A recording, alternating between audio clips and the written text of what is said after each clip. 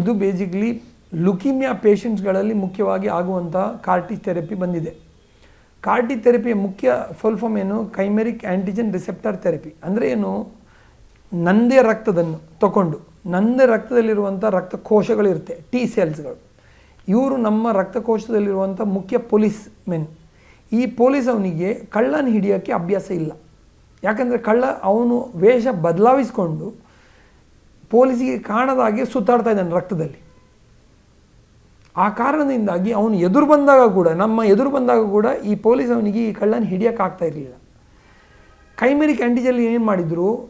ಈ ರಕ್ತದ ಕೋಶವನ್ನು ತಗೊಂಡು ಹೊರಗಡೆ ಲ್ಯಾಬಲ್ಲಿ ಸಿಂಥೆಟಿಕ್ ಬಯಾಲಜಿ ಹೇಳ್ತೇವೆ, ಅವನಿಗೆ ಹೊರಗಡೆ ಟ್ರೈನಿಂಗ್ ಕೊಡ್ತಾರೆ. ಅಂದರೆ ಈ ಕಳ್ಳ ಹೀಗೆ ಕಾಣ್ತಾನೆ, ಈ ಕಳ್ಳ ಈ ರೀತಿಯಲ್ಲಿ ಬಣ್ಣ ಹಾಕಿರ್ತಾನೆ, ಈ ರೀತಿಯಲ್ಲಿ, ಇದಕ್ಕೆ ರಿಸೆಪ್ಟರ್ಸ್ ಹೇಳ್ತೇವೆ, ಈ ರೀತಿಯಲ್ಲಿ ಇದಿರುತ್ತೆ, ಗುರ್ತು ಹಿಡಿಸೋಕ್ಕೆ ಅವನಿಗೆ ಕಲಿಸ್ತಾರೆ. ಆ ಗುರ್ತು ಕಲಿಸುವ ಸೆಲ್ಸ್ಗಳು ಏನು ಕಲ್ತಿರ್ತೀವೋ ಮತ್ತು ಅದನ್ನು ಪ್ಲಾಸ್ಮಾಫೆರೆಸಿಸ್ ಅಂದರೆ ಜೆರಾಕ್ಸ್ ಕಾಪಿ ಹೊಡೆದು ಅದನ್ನು 1 10 100 1000 1 ಲಕ್ಷ ಮಾಡ್ತಾರೆ. ಅದನ್ನು ಮಾಡಿದ ನಂತರ ಪುನಃ ವಾಪಸ್ ನನ್ನ ಶರೀರಕ್ಕೆ ಹಾಕ್ತಾರೆ ಔಷಧ ಆಗಿ. ಈಗ ನನ್ನದೇ ಶರೀರದ ರಕ್ತಕೋಶ ಜೀವಾಂಶ ನನ್ನದೇ ಶರೀರದಲ್ಲಿರುವಂತಹ ಕ್ಯಾನ್ಸರ್ ಕಾಯಿಲೆಯನ್ನು ಗುಣ ಮಾಡ್ತಾ ಉಂಟು. ಅದಕ್ಕೆ ಕಾರ್ಟಿ ಥೆರಪಿ ಹೇಳ್ತಾರೆ.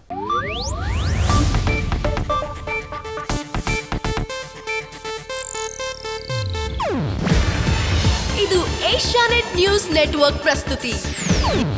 ನೀವು ನೋಡ್ತಿದ್ದೀರಾ ಏಷ್ಯಾನೆಟ್ ಸುವರ್ಣ ನ್ಯೂಸ್.